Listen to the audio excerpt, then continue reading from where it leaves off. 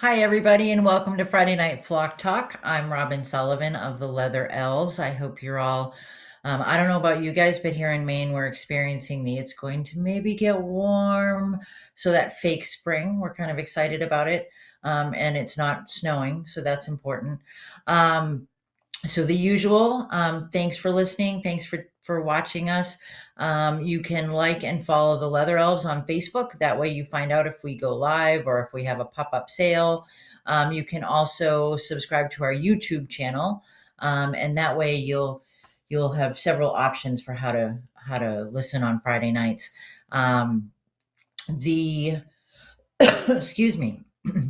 We've got the class coming up, the 6-week class in sensory enrichment. That's, we haven't started that yet. We're going to be starting soon. Here it is, $100 for all 6 sessions. If anybody's interested, you can still get in on that. And we also have the foraging flock, which meets once a month. That's a really neat group. We talk about all different kinds of things Parrot. So, all right. Um, I want to get started because I know that my guest has a lot to share with us. My guest tonight is Debbie Foster. I have known Debbie for quite a while. She is hey Debbie, how's it going? Hi, good. How are you? I'm good, thank you. So I was saying we've known each other for quite a while. Our paths don't cross that often, but it's fun when they do. Um, so Debbie is the owner of Parrot P's and Q's. She is also a member of IAABC, IAATE. I think that's where we met. Is it International Avian Trainers and Educators? Yeah, you were president that year. I want to say it was maybe 2010. It was the first time I went to that. I thought it was the coolest thing ever, and I felt like a guppy in the ocean swimming after the whales. It's so much fun to be in that kind of setting. For any of you that haven't attended a conference for trainers or for avian enthusiast aviculturists, it's you just get there and it's this it's overwhelming, but it's also welcoming at the same time. And I think that's kind of cool. Debbie is also a TA for Dr. Susan Friedman's LLA, Living and Learning with Animals. That's offered 2 times a year for professionals, correct? In the training world. And she is an instructor for the Companion Animal Sciences Institute. So it's that alphabet soup, Debbie. It took me the longest time to learn IAATE and IAABC and then remember what it stood for. That was the hardest part. So, so National Parrot Foundation. For years, it's been NPRPF, and it took me a long time to learn that was National Parrot. Wait, NP Restoration Rescue. I don't even know, but I had learned it, and I was all excited because I knew it. And I could just rattle off NPRPF, and now they've changed their name to NPF. So it just I don't know. But I asked Debbie for a brief bio, and what she said was she's a lifelong learner committed to continuing her own education and helping companion parrot owners get sound science-based info. And those last 4 words are the most important part of that, I think. I Um, agree. Yeah. It's so too easy to welcome. get bad information. It is. So tell us a little bit, please, about Parrot P's and Q's. What is that and how did it come about? It came about really quickly because once I got my certifications, I thought, well, I need to kind of get set up here. And I thought, to me, it made perfect sense. Parrot P's and Q's. Mind your P's and Q's, right? Except for it's a generational thing and nobody knows what it means anymore. I'm not changing it. It's too late. I've been doing it for too long.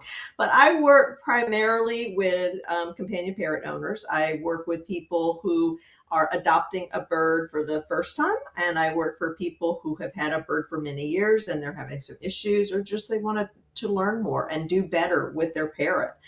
One of the exciting things is one of the rescues. There we go. Somebody's helping you Thank out you, there. thank you.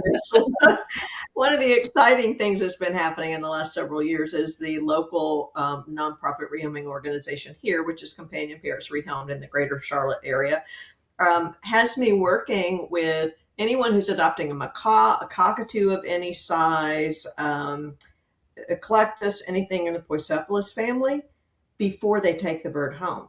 And what's happened is it's resulted in a decrease in returns because people have some skills, they have some science under their belt, they've got hands on working with me so that I can say, you know, you need to raise your hand or lower your hand or use the extension of your arm to get it further away from the parrot.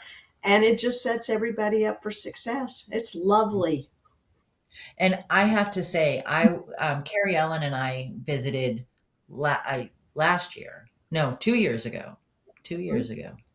Yeah. Um, Companion Parrots Rehomed, and I also know Amber Rostenkowski, who is there, and I knew Amber from the training world, and we were doing our tour through, and there was a young man who was thinking of adopting a bird, and you have these great little rooms, and he was in one of the rooms with the pretend, the bird that he was considering, and there's a window, and we were able to see him working with the bird, not like spying on what he was doing, but see what he was. And there were a couple things he was doing that I noticed, and you noticed, and you just kind of opened the door and said, "Hey, try da da da da," and you made a brief suggestion to him, and we watched him change what he was doing and have success. And what a great opportunity, and I think, I've worked with stores, I've worked with rescues, and that taking that time for training and education and not just training, because I can train a bird and give it to you or sell it to you or adopt it to you, and that doesn't guarantee success, does it? No, not at all. No, it has Yeah. to transfer, and that means the person has to have some of the information you have, the whys of what you are doing. And that's what you don't see, I think, on social media necessarily. And sometimes if you do see that, then thank you, Carrie Ann. Then you might cringe at what you do see. I mean, Yeah. that's kind of a scary thing, but I mean, I have seen people that are well known and they're using a great deal of force and coercion with the bird, and there's a kinder, gentler way to do it, and there's Mhm. not a need for that as a part of their regular diet per se. Right, right. I mean, and I think we've all come up against the moment where that there isn't a choice. We don't have a choice. Sure. But if you're doing training and you're prepared, and when this person takes the bird home, like you said, there's less return. It doesn't guarantee that there's no return, um, but it definitely makes everybody have a better chance at success. We always, as trainers, we talk about setting up for success. Mhm. Absolutely, arranging the environment so that the animal is more likely to be successful, making it easier for the animal. Well, in this case, the animal's the human, right? We're setting Yep. the human for success. We can't control things like deaths in the family or transfers where they can't take a bird with them overseas, for example, or the loss of a job or an illness in the family. But we can set them up for success by talking about look at the way this animal communicates by raising its feathers or pinning its eyes or flaring its tail. If you see those Mhm. things, it's because something changed in the environment. Let's look around rather than saying, ooh, he's mad. Let's look around and see what changed in the environment. Okay. And then we can make a choice on whether or not we're going to interact with that bird or give it a little bit of time to calm down. Mhm. And do you suggest to people that they videotape their interactions? Do you I have never people do have. that? Interesting. I have Okay. not. The only reason I ask is because I've had a lot of success with that, in people being so people who can work with someone like you, who, you can be right there with them when they're working with a bird. Um, Huge, huge benefit.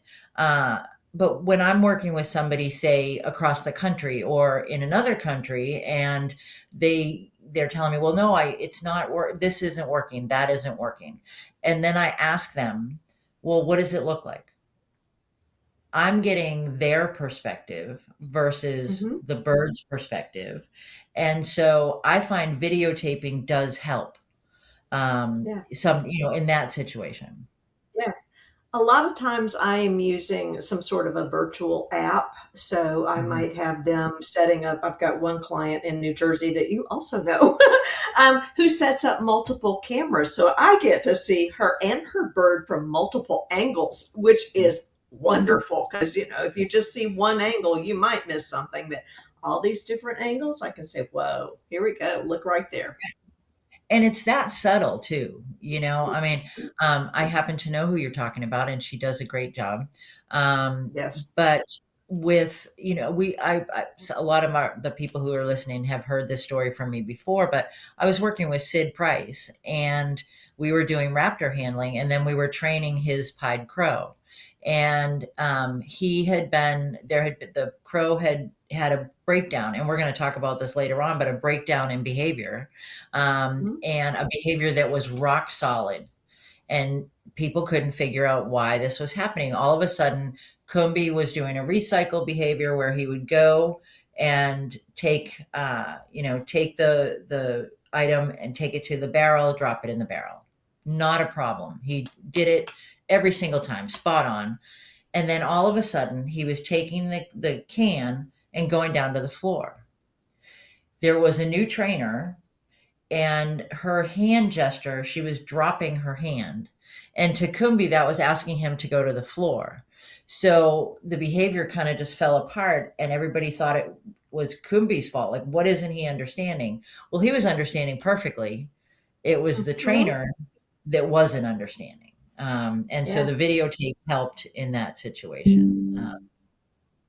So, Yeah. um, so let's talk about the benefits of training. Why are we bothering, Debbie? Wow. That's something we could talk about for 3 or 4 days, right? You're going to see a big difference in, I'm going to use a word I don't use very often, your relationship with your animal if you are Mhm, training. Because you're giving that animal choice and control. I can participate or not. Okay. mhm, If they choose to participate, they are able to control their own reinforcers, which for a captive animal, mhm, that has to be huge, absolutely huge. For a non-domesticated captive animal, that has to be huge. So they get to control their reinforcers, and I think you're going to see it just kind of blossoms between the person and the parrot. It's lovely to see that when it happens, because the mhm. person is having success. The parrot has success, as we define being able to control your reinforcers and being able to say, yes, I will do that, or not, no, I'm not going to do it. Okay. We may look to see how we can change the no into a yes, but it's not going to be by forcing the bird. Right, right. And I think, I've done this for years. We take away a lot of choices, the opportunity for choice and control, when we Mhm. have parrots in human care. That's not to say I not behind. I am 100% for having parrots in our lives, but when we take away choices and control, we need to figure out a way to add it back in. And Right. that training provides that. And the other Hmm. thing is, I've had people say, "Oh, I want to train trick training. I want to train," and I'll work with you on that if that's what you want. But let's make it count for something. Let's make it somehow, wings up and eagle bird. Okay, well, now I can look at wings. Now I can see under wings when I might not be able to do Yes. that otherwise. Um, but with the trick training and things like that, that choice has to be there. There has Hmm. to be a reason that we're doing it. And are we are we allowing them that control? And it doesn't mean, and I'm, well, I don't know, maybe you haven't, but I have heard, I've had people say to me, well, they're not in control of my house. Well, no, I'm not asking you to have them be in control of your house. I like my woodwork. I like my wooden furniture. Um, but I need to give them that control, of another piece of my home, my Right. house. So It's an ethical thing. If you take something away, then find something you can put back that can mhm. do that. I've had a different experience from what you've had with the trick training. I've had people go, I don't want to do trick training with my bird. And I said, how about if we call it behavior? We're teaching behaviors. How about that? It depends. And honestly, that's the level of I think that's a level of experience, that people do I want them to be able to do fun stuff. That's the person that needs to realize that the fun stuff can actually be helpful, can help with Mhm, husbandry, can help with quality of life, when it's still, it looks cool to our friends kind of thing. mhm. So, Yeah, um, yeah.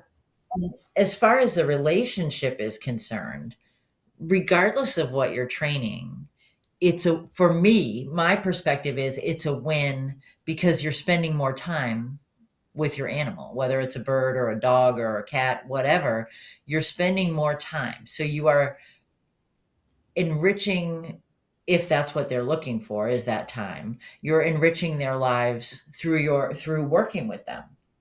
Mhm. So, And it's time that you're not likely to be um, getting into a little bit of trouble on. Okay, it's time that you are giving them a job to do. You're reinforcing them for doing a job. It's mentally stimulating or physically stimulating. So it's a big bundle of things. It's not just a single outcome. All kinds of things are going on there, and just mhm, having, you're the person, and the bird's in your home, well, having attention from you. And it's usually more hands off, which is something I absolutely love, because I yes. see a lot of issues where people want to wear their birds 24/7.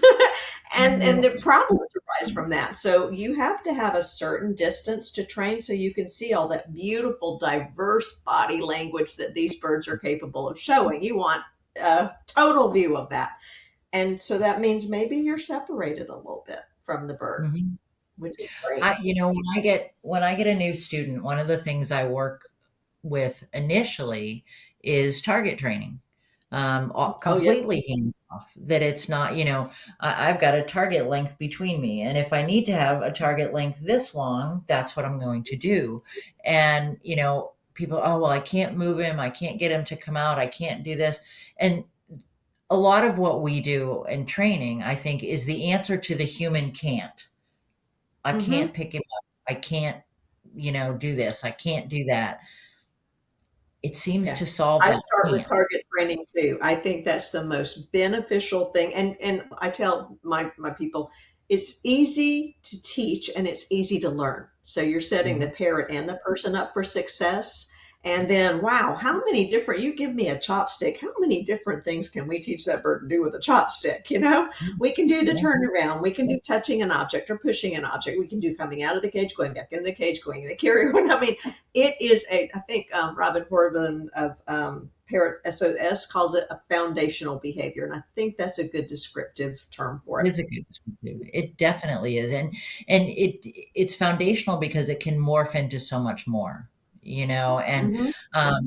and I like it because, if you're doing, for people who are doing presentations on behavior, if you're doing, a workshop, just about anybody can can get a bird to target, Yeah. and and in some birds, again, that interaction is inherently reinforcing. So that's kind of Hmm. nice too. Um, And so I I, think yeah. target training gives us an opportunity to describe shaping to people too. Because if you put the stick out and they don't just automatically come up and check, well, okay, he won't do it. Or can we ask for a little less and work toward the final desired behavior? Or can we use a food lure paired with the end of the chopstick and then remove the lure when he's touching reliably? There's Right. a lot to be learned from target training. Yeah. I was working with a young lady who had has a macaw, and she is in a rehoming affiliated with a or rehoming organization, and he wouldn't come out of the cage, and when he did, it was just to go up on the top, and she was not a tall young lady, and so this was difficult because it was a beautiful big cage. And so we worked with him and we got him through target training to target on a perch on the door. And then she said, but I want to get him on the stand. And then she said, but once I got him on the stand, I moved the stand and it scared him and he doesn't want to do that anymore. Okay. So she happened to have a bunch of the just T perches, the training perches. So we lined Mhm. them up and we had them going across her living room, and we could get the bird from the cage. He would get on one, and okay, so now we can move him a little further, move him a little bit further. And he ended up, by the end of, it took, I'm not going to say it was, quick, but in a couple of weeks, he was going from the cage to the perch, the play stand, and he was fine. Yeah. And doing it his choice. So yeah, Hmm. I love target training. So relationship building, um, giving back choice and control. What else are we gaining by doing training? Oh gosh, you're making your own life easier for starters. I mean, if you need to take your bird to the vet and you don't have the bird trained to go voluntarily into a crate, your other option is not so hot, which is, wrestling the bird into a towel and pitching it in the crate. So how about we just say let's train this? And when I work with those birds at Parrot U, I always start with the target training, but depending on where they are, because they're all individuals, they're not going to train at the same rate, of course, or they're Mhm. not going to all train the same behaviors because I don't know how long they're going to be there. I train until they're gone. Sometimes that's 2 weeks and sometimes it's 2 years. It just depends. Mhm. But I'm going to just stick around with some of those, I call them foundational or functional behaviors. They need to be able to come out and go back in the cage voluntarily, okay? Not necessarily on our hand or arm. This is one of my favorite rants to get on. So people will go, my bird bites me all the time. And I say, well, what's going on? Well, I want him to come out of the cage. So I put my hand in there and I say, okay, what would happen if you opened the cage and took a step back? Well, he comes out. Well, you're not bleeding. And the bird didn't get chased around with a hand. Win-win Yeah, for everybody. yeah, it's true. And you brought up a couple of really good points there, Debbie. It's that letting the birds go at their pace, they're going to tell you where they're at and how quickly they need to progress. And I know you've taken classes at Natural Encounters down Mm-hmm. in Florida with Steve Martin, and that's one of the things that always fascinated me about watching Steve train is, that he just flows with a bird. If you know I met Steve a long time ago, so he's doing a lot more hands-on when I met him than he does today. But he would he could gauge, okay, now, and just move on to the next behavior, or take a step back and Mm-hmm. stick with the same, or maybe even go back an approximation, so that you know but letting that, and again, I mean, we talked about control. That's a level of control that the bird is telling you, oh, you know what, not ready to move on to that next step. Right. um, And so I yeah. see a lot of people making the mistake of repeating the same step over and over and over and over and over. And so what we're teaching the bird is don't do anything different. Just keep doing that. And I'm going to keep, with the Pez dispenser here. That's not what we Mhm. intend, but that's what we're doing. But yeah, I think people think training is an A to Z thing. But it's Mhm. not. It's A to D, maybe back to C and head to R. I mean, it's this constant thing, but you are making progress. If you look at how far you've gotten from where you started in the last session, you are making progress. And Mhm. Steve is he's a beautiful trainer, and I Mhm. one of the things I've always appreciated watching him I think I've been there 6 times, I've been there a lot, um, is he never takes his eyes off the bird, ever. And he uses his peripheral vision really well, but if that bird does something, even when he's answering a question, he's on it. Okay, he is Mhm. able to reinforce that bird and move him along that continuum because he's not taking his attention away. Right. And which brings up another great point is that when you are doing training, one of the things you need to think about is do have you set aside the time to do a training session, to do what you need to, you have hoped to accomplish. And, I don't know if that comes from dealing with birds that are significantly bigger, or where that comes from, because the keeping your eye on birds. I mean, we all know that even, a parakeet bite hurts when it happens, especially when they get you on the webby part of Mhm, your hand, which they always do. Um, mhm, but you know, doing the raptor handling course, it was I was having to talk to groups of people and teach them how to handle birds, but I always knew exactly what that auger buzzard or that common buzzard was doing, because it was a safety issue, first of all, and I wasn't doing the bird any favors by not paying attention. You mhm, talk about taking that step back so you can see the training that's happening and the body posturing and the all of it. Um, you've got to keep your eyes on the bird. yeah, Yeah. yeah. No, I mean, that you is might there might be something you might be thinking the bird's stuck. Nothing's happening. We're not making any progress. If you've got your eyes on that bird, you may see some a millimeters worth of difference. That's Mhm. progress. Okay, we celebrate those approximations, those little baby steps from Mhm. where we started to the final desired behavior. Yeah. And I think, one of the overlooked approximations for me, a lot of times if you're working with a bird that has demonstrated what you would define as apprehension, or not participating, sometimes even a look at things is noteworthy. If the bird Mhm, turns and looks at it, that's noteworthy, that it's not, way over here, not paying attention, not interacting at all. And to me, I mean, I've reinforced for a lengthy glance. mhm, absolutely. I remember a little Goffins cockatoo that came into the rescue, I don't know, a couple of years ago now.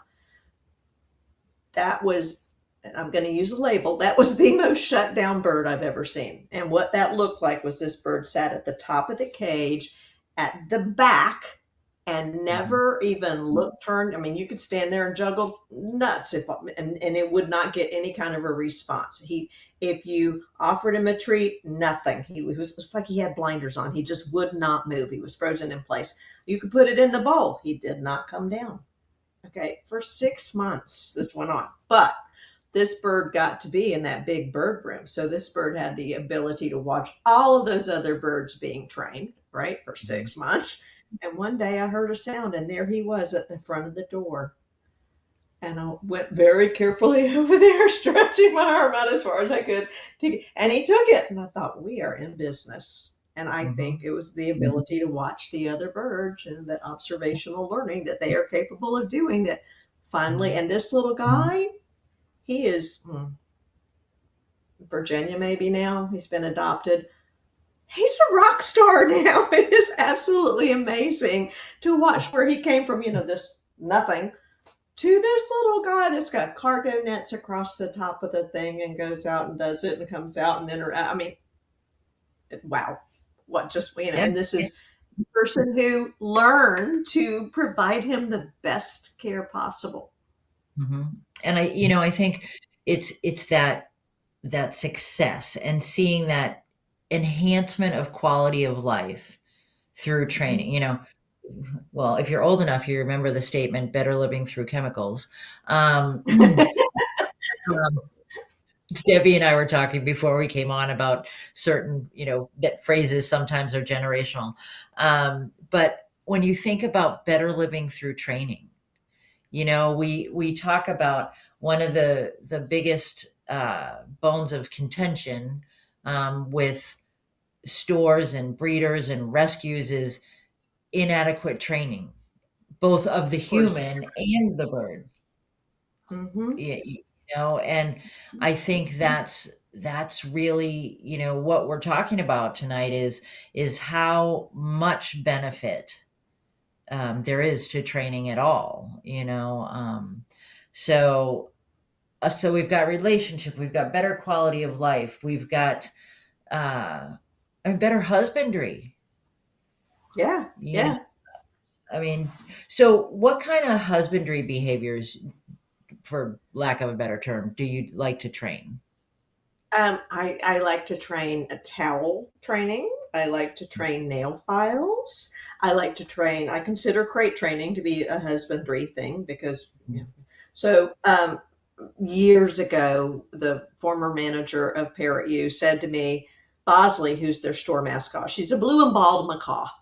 She's wonderful. Oh, um, she's delightful, and she's the most savvy learner I've ever seen. She is stunning about generalizing things. So, oh, you want to retrieve? Well, let me get 78 objects out, and we'll do it with those. Okay, I can take anything and give it to anybody. It doesn't matter. But anyway, the manager said, "Oh, can't have towels around Bosley." I said, "Why not?" She's terrified of towels. And I said, "What does terrified look like?" Because I wasn't going to ask her to walk up to the bird with a towel and show me. And she said, flips off the perch, shrieking, and thrashes around the cage. I said, I'll give you terrified on that one, but that's not mhm. acceptable. So I took an 8-foot table, and Bosley was already trained to come to this training table. I took a washcloth, a hand towel, a bath towel, and a beach towel. We started with the washcloth folded in 2 quarters. Okay, so it was tiny.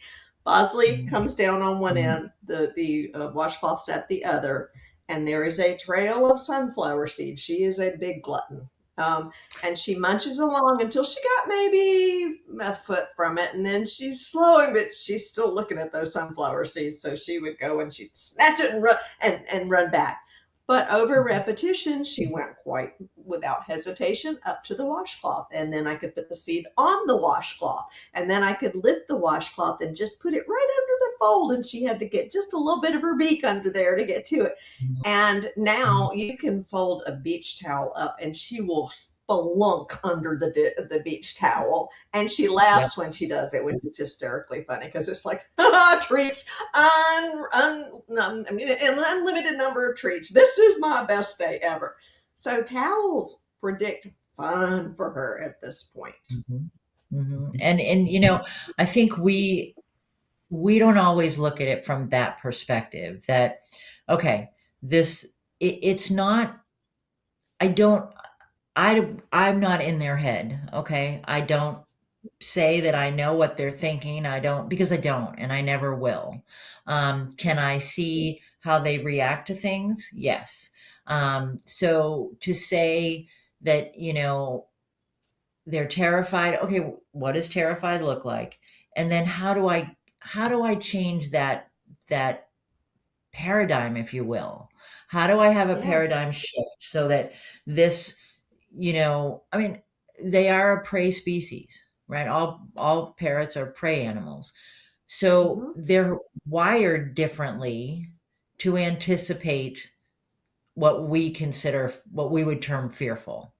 So how do I change that? How do I make that so it's not a bad experience? It's a positive experience. And I think that's part of being a good trainer, is how do you flip the narrative, if you will, Hmm. um, Hmm. and make it, more. And I mean, working with toweling birds, um, and some don't care. Some, it's not that, it's not a horrifying situation. It's not, flipping off the perch. It's, oh, okay. And you kind of have to check it out and see. Yeah, Joanna says she always asks her clients, what does that look like? It's so true. Um, Yeah, but yeah. absolutely. So, toweling, I honestly think every bird should be what we would define as comfortable. That Mhm. does their body language tell us that they're comfortable with a towel? Because you Yeah. never know when you're going to need that. Yeah, and I Mhm. mean, pretty much you need it unless you're teaching a voluntary nail trim or beak trim, then Mhm. you're going to need it. So, Yeah. and I remember one of the Steve Martin saying, sorry, go ahead. no, I remember you can Steve Martin saying, there's only one thing that you could still teach, but probably don't need to. And it was a voluntary blood draw, because if the animal flinches, then it could blow the vein. And now you've got a medical emergency. So it is to our birds' benefits, probably, to be restrained in some way, shape, or form, in a towel or a blood draw. Or I think Dr. Powers uses a vest that they go into, which kind of just holds everything. I know that Maureen O'Keefe, who is at Point Defiance Zoo, did years ago work on a voluntary blood draw, and was successful with it. But you're right. If there is, you have to kind of see where that particular animal is at with their Mhm. training, with their receptiveness to training, and yeah, I mean, I think it's about control. It's about cooperative care that is so very important. And, the more you can get your bird to do and participate in voluntarily, the more Mhm. successful you're going to be. We're, There we go. oh, you got this. I love this bird. And you know who this person is? She's one of Mhm. Steve's trainers that I worked with the last time I went to NEI, I think. So Yeah. she has given this bird an absolutely fabulous home. And even though she worked at NEI as a trainer, she came in and had no problem working with me, paying my fee, and she could implement everything I told her, but she would ask questions because she knew the concept. She did not know this individual bird, and it has been a wonderful, wonderful thing for the bird and the family. Yeah. And I think, that's another good point, Debbie, is that people, it doesn't matter how experienced you are. When you work with a new bird, it's a whole new ball game. The Oh yeah. science is the same. But yeah, Shauna says mammals pull away, birds could take flight and go into the syringe. It's true. And I think that individualized plan, that individualized approach, I I'm sure as a trainer too, I always want to talk to other trainers. That's part of that whole like going to conferences and conventions. I always want to talk to other trainers about, well, how would you do this? What do you think about this? I'm doing this. What Mhm. do you think? And it's that networking piece that I Oh think yeah. is so vital. So this labels me as a nerd, and I don't care. I have date night with several trainers. A horse trainer in California. Hello, Peggy Hogan, who is amazing, and Cassie Molina, who worked at NEI for a Mhm. while and now has awesome animal solutions. And Brooks and I talk a fair amount. Sheila Blanchette with Rhode Island Parrots. So, I mean, we might get together once a month. It might be once every 3 months, but we just, and this was happening. And what would you do now? And no, did you have the problem with this? It's awesome. What a Well, network. and it's a different set of eyes too. I mean, if you can get somebody else who's interested in training to work with you doing training, it's super because they'll see stuff that you don't see. We Mhm. talk about observation, we talk about nuances of body language, and sometimes you get into a situation or a scenario where you just don't see it because Mhm. it's the same behavior every day and you just kind of okay, I don't know what I'm doing wrong, I don't know where to go from here. And sometimes just having, and it doesn't even have to be another trainer, it can be someone who just comes in on and is familiar with birds, or even someone Mhm. who's not. My favorite is when you find somebody who doesn't know anything about birds and they go, well, how come he's doing this, and you go, oh, he is doing that, and then it triggers how you're moving forward. Yeah, Yeah, yeah. Carrie says she's found that equine and avian psychology is so very similar. It's absolutely. Absolutely. Yeah. Yeah. It's hard to think of something that can weigh, I don't know what, 700 pounds as a prey animal, but Mhm. that is indeed what horses are. Yeah. I went to a workshop that Peggy put on. It was an invitation only workshop. And I said, I train parrots, right? She said, I just think you'd be a really good fit there. I'm like, okay. So I flew to California. We stopped on the way home from the airport and we started training. And she said, okay, Debbie, um, this horse works for scratches on the withers. So I'm going to cue the behavior. You provide the scratching on the withers. And I said, well, I would if only I knew where the withers were. I was the only non-horse trainer. They fell out. I started getting stuff in the mail, comic books, coloring books with horse anatomy, but I've never forgotten where they Withers are. here. It's true. But it is true. And I think part of, and this is kind of the touchy feely side of me, is you get what you give in any kind of training. But horses, and birds, I think it's more obvious, let's put it that way. Mm-hmm. You Mm-hmm. get what you give. So we've talked about the benefits and things. What what happens when things go wrong, Debbie? Okay, so I start, and I've had people say to me, I totally screwed it up. I don't know, I did this completely wrong. Now I've reinforced the wrong behavior. What do I do? What happens when the mechanics go south? I like to practice with the mechanics sometimes first with the person. So one of the things I've noticed, because I'm working with people who don't have a lot of information. What they do might have come from Facebook groups. So I try to augment that with sound information, but I will hear from a room, step up, step up, step up. And I stop to see where they are. The bird's on the flap, the hand is here. So they're hoping the bird will launch into space and hit their hand. I go in, I take their elbow, I push it up and said, ask again, step up. Boom, the bird's on the hand. So that's mechanics, right? Um, Yeah. and the same with Well, the other whatever you're piece going of to use that, to transport it. before you go on, the other piece of that is step up, step up, step up, step up, step up, Yes. step. Okay, you've asked 8 times now, and you Uh-huh. have shown that bird that he can hang out for 15 minutes before he steps up, and when he finally does, you're gonna be so excited that you're gonna give him that reinforcer, and he's learned now, "Huh, I can do it when I feel like it," which is When I get okay. around to it. Yeah, but you're not cueing anything. You're asking for the behavior, but no, that's not how that mechanic works either. Sorry, so I just Yeah. wanted to No, throw that in yeah, there. I agree. Yeah, I hear that all the time. This is a weird story. There's a pet store near here that still sells birds. They usually sell sun conures, gendays, cockatiels, budgies, and finches. And sometimes things make me crazy. So I just said, this is what I do. I noticed this, and you might be able to improve that bird's environment by doing this.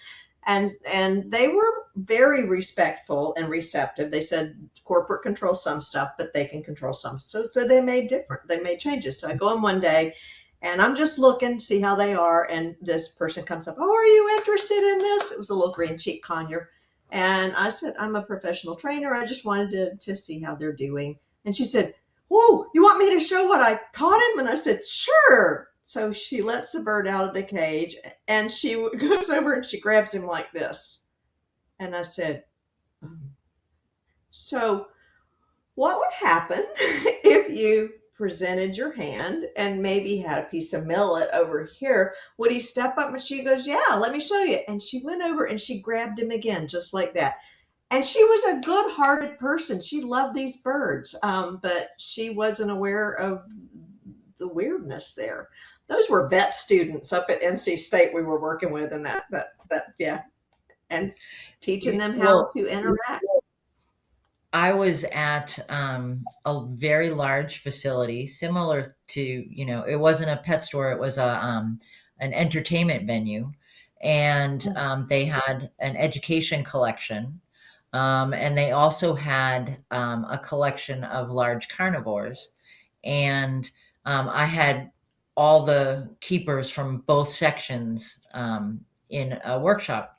And the education, had an Amazon that I mean, I'm surprised they still had all their fingers, but they did, because they would grab up this Amazon to take it out for educational purposes, to go do outreach, or to put it in a crate, or to go if they were going off property. And I looked at the carnivore team and I said, "Do you guys do that with your charges?" And they were like, "No." And I said, "Well, why not?"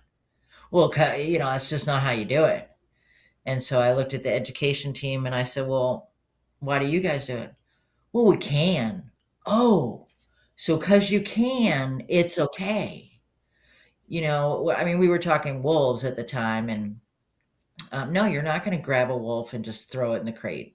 But you could do it with a bird because you can. Um, but I think that's part of that you know, lesson that needs to be it's not a lesson, it's just a thought process, that because you Mhm. can doesn't make it right. And that woman probably thought, "Oh, it's okay. He lets me do this. I pick him up and, why not?" Well, why, if they can have more control? Mhm. Yeah. Um, But what yeah. came out of that was she agreed to let me come in whenever I had a chance to play around with the birds, and they left they left chopsticks, they left millet, they left alternative perches, all in this place. I could just go in if I had 15 minutes and work with them, and the staff would gather around. And one of the women said, "We learned so much when you're here." And I thought, I'm chipping away. It's not a Mhm. global change, but I'm Right. chipping away. I love it. I think that's great. Um, the What about timing? When we talk about mechanics, we you know, what do you tell people about timing? I I have a just this is my a Debbie rule, okay? Just because of my audience that I work with. So I tell them, okay, you're going to ask for the behavior. You're going to give the bird about 3 seconds to respond. If the bird doesn't respond in 3 seconds, you're going to take a little step back, wait about 3 more seconds, and then ask the second time. And usually, you'll get it the second time. So that's part of it. And then with reinforcement, with delivering your reinforcer, I do have to work with people there because, I tell people we want to be paid on time. So why would you think this bird is going to wait 10 minutes while you chat with somebody going by or ask me questions and they're going, "Hey, I did what you asked me to do. Where's my seed?" Mhm. So that's the Mhm. other part of it, I think. Yeah, I think that's really important. And, you know, so you need to set yourself up for success as well. Is that, you know, if you've got a treat pouch or what, make sure you can access it. I mean, that's one of my pet peeves, is when the treat pouch is too small. I have big hands.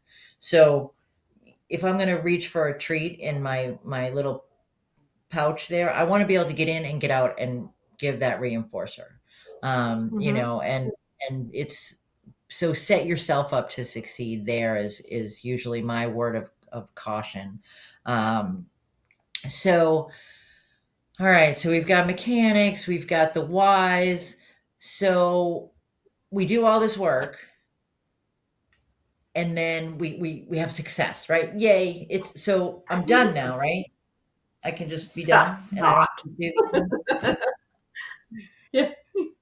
Yeah, But but that is so common. And then yeah. somebody will come in and say, "My bird used to do that, but they haven't done it in a long time now." And you know what I Mhm. ask them, right? Yeah. Do you still give them a reinforcer or something of value to that individual when they do it? No. Why would I do that? They already knew how to do it. So here's what I've come up with. If you go to work and it's payday and you don't get paid, how do you feel? Wait a minute, I earned that money already. Give it to me. if you go in the next payday and you don't get paid, are there a lot of emotions surging through your body? Are you that much more of whatever you were to begin with? And if it happens on the third payday, has your behavior of going to that job broken down? Do Mm, you no longer do it? I'm like, this is what is going on with your animal. yeah. Yeah. Joanna wants us to have bigger pockets on our jeans for treats. I think you're right, Joanna. Um, it's true. Although then what do you come home with in your pocket? When you're training those raptors, it's not pretty. It's not. Um, but yeah, I think that's really critical for people too, is knowing that training is an ongoing thing. You can move on to the bigger, more complex, you can, do a whole chain of behaviors, but you still have to reinforce that. Hmm. Yeah. Yeah. Yeah, Um, yeah. You can't just, they're not. I had somebody say they should want to please us. Well, yeah, so is that person single and always will be? And, anyway, probably. I'd um, have to go back and think about that. it's, it's, um, yeah, Candy said it's what you find in the dryer after you do laundry. It's true that what's in your pocket. Um, but yeah, it's definitely, you that statement, you kind of dumbfounded me with that, Debbie, that they should want to please us. Um, it's a partnership. That's Mm-hmm. how I always tell, when I work with people, it's a partnership. You know, it's a give and take. It's a dialogue. Um, you know, they're learning from us and we're learning from them. And I think, that dialogue needs to happen. It's not a command and response. It's a back and forth. Um, Right. And it's a two-way stream of information, and not a one-way thou shalt now from right. us. I mean, the animal has a choice too. They can choose to say Mhm. yes, they can choose to say no, they can choose to get away, or they can choose to fly at you. So, they've got choice too. Yeah. I want to Yeah. be comfortable with their choice. I hope they want to be comfortable with mine. Right. And I think, that right there goes back to reading body language, Mhm. and if your sense that's my other thing, is when we're talking about training, making sure not only are you ready for a training session, but is the bird ready for a training session? Is the bird ready to participate? Mhm. Yeah. Um, And I train in the middle of a big room with a bunch of cages, like there might be 15, 18 cages. That's my training scenario. So it is not ideal. But what I have learned is that observational learning, I get the benefit of that. Whereas if I had a single individual in front of me at one time, mhm. I keep, because I work with so many different animals, one of my first steps is doing a treat assessment. So what do you want to do? Do you orient toward a sunflower seed or a little piece of walnut, or an almond in a shell, or a walnut in a shell, depending on the animal. And I keep records on that. So I've got little baggies with all these things in them. So I can look at my training log and start to pull out the right number of baggies for that. So they don't usually go in my pocket. But that's part Yeah. of that preparation, and making sure I'm setting myself up and the birds up for success. Mhm. So Nick wants to know, what is the first animal both of us have ever trained purposely?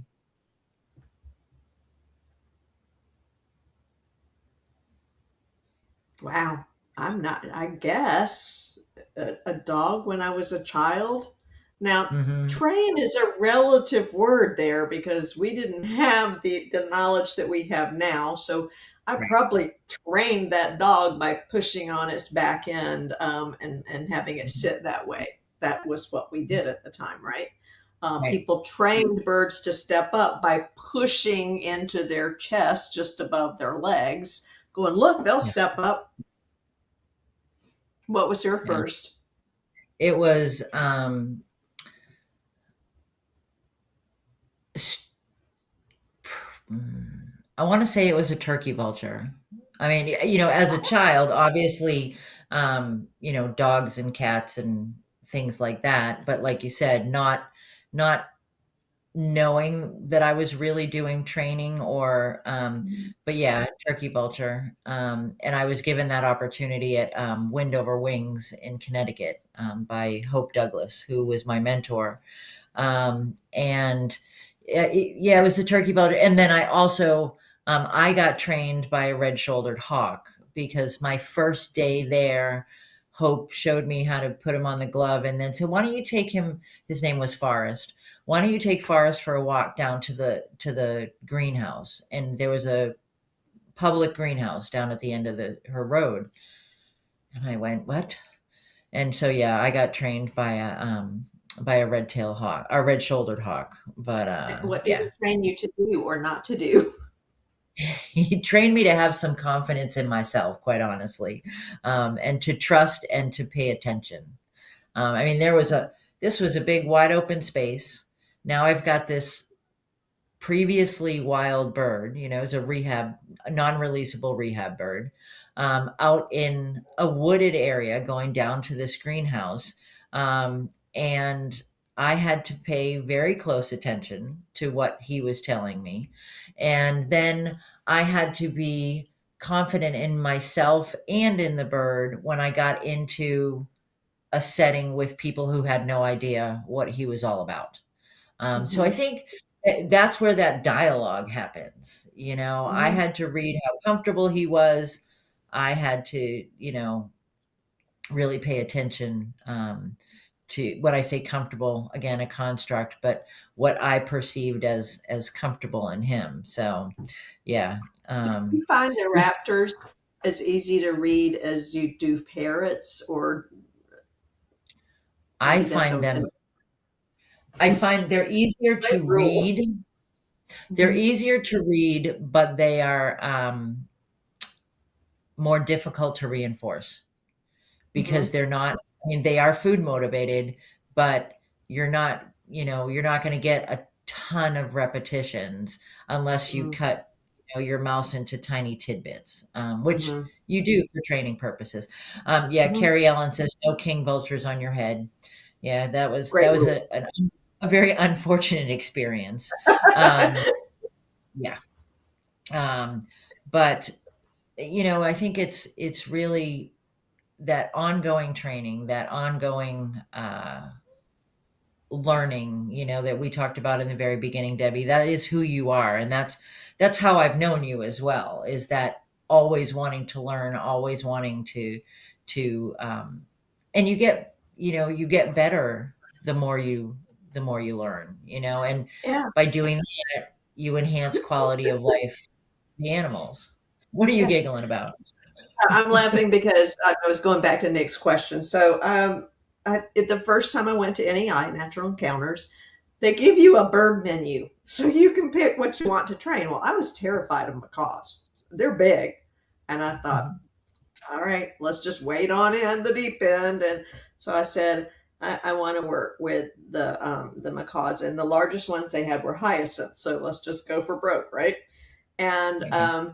there were two pairs, I think, and we were dealing with a pair that no training. They'd been living in a basement someplace and no training. So they said one of them was really sharp and the other one not so much. The sharp one flew up to the top of the aviaries, and these aviaries are probably what 25 feet tall, I Yeah. guess, and turned his back on us. You try to train a bird that just turned his back on you. So I worked with the other one that wasn't so smart. This where it was smarter than I was. So we trained a lot of things with this bird. He had a beautiful behavior chain, but at the beginning, I was working to get a step up, okay, and he gave me part of it, and I didn't realize it was part of it because my observational skills were lacking. They got really good really quick, And I pulled him away, and he growled and grabbed my hand with that ginormous beak. Now, he did not put any pressure on it. So now I'm standing there with this bird attached to my hand going, what am I supposed to do?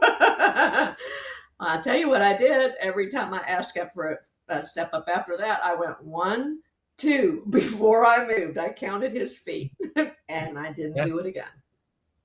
There you go. Again, learning, it's, and making sure making sure you have their attention. I was down in Florida and at another facility that was training a bald eagle for an A to B flight. And they had her on a creance line to do the flight. And she just wasn't, they thought she might not be so smart. And I watched, and they were trying the A to B. He was absolutely training. Yes, that the birds always train us, but I realized that the trainer that was asking for the behavior, that was cueing the behavior, wasn't waiting for the bird to have its full attention on her, and the show that they were working on was outside. So, under a big tree with a lot of, wild birds flying around. And that eagle was much more interested in what was going on above its head than across the stage. And so it was simple, but it's that paying attention and listening and learning from them as well. So, Mm-hmm. Yeah. um, so we're past 8 o'clock, Debbie. This has been amazing. It's been fun. Thank you so much. We got to, training nerd out and had people actually listening. It's kind of fun. And Um, I saw some very so familiar names come up. That was lovely. yes, it's a good group. We get different people, and then people view it later on. But the my hardcore Friday night flock talk people are here. So thank you guys for listening. But so Debbie, how do they get in touch with you on Facebook? Parrot P's and Q's. Is that the way if people want to get in touch Yep. with you? That's my Facebook page, or parrotpsandqs@gmail.com will work too. Okay. All Yep. right. Well, thank you again. And Thank you for inviting me. I'm so honored to be part of this. It was just when you asked, I thought, oh, yes, please, I'll be happy to do this. well, I loved having you on. It's been fun, and we will uh, we will definitely have you back at some point. Terry, thank you for listening. So, and I know Terry. I know Carrie Ellen. Terry, you got to Shauna. come down I and know. visit. I know Yeah. that Carrie is having an event. I don't know if she's announced it or not, so I'm not going to tell you guys when, but Bird Gardens of Naples will be having an event. So, um, I'm thinking it's worth a little trip down south. Next week, and as long as things go the way I plan them to go, which is never, Carrie and I are going to be talking about this year's Rockstar Rescue Tour. I have the list here. I feel like it's the Oscars. I've got the list. It's a lot of places. So we will be talking about this year's tour. And Debbie, take care. Please say hello to everyone at Companion Parrots Rehomed. You have an incredible group of people there. So keep up the Yep. amazing work. And you and Carrie, look out, because one day you're going to find me tucked away in the back of that van. You The guys more look the like a lot. merrier. Thank you. We're working on that whole. If we could figure out the liability, trust me, we would have people with us. So Carrie said the event at her place is December 12th. So for those of us in the frozen tundra, December in Naples, Florida, not a bad option. So, yeah, Carrie says hop on the bus. All right. Well, you guys all take care. Have a wonderful week. Thank you, Nick, as always. And Debbie, you take care. You too. Bye. Bye bye.